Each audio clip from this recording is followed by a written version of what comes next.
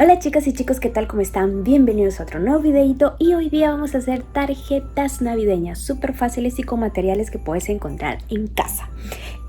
Los materiales lo voy a dejar en la cajita de descripción y ustedes van a ver el procedimiento en este videito. Y sin más, vamos con el videito.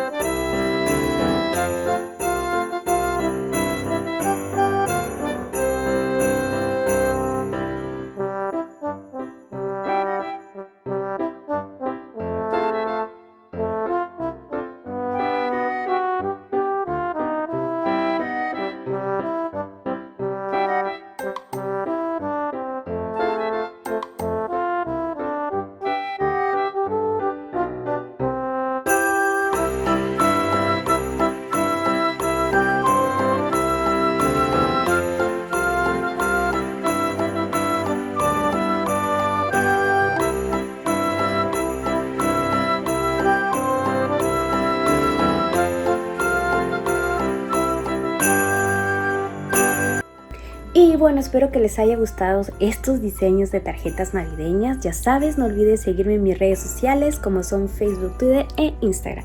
Y suscribirte a mi canal si eres nuevo por aquí. Nos vemos en un próximo video. Bye.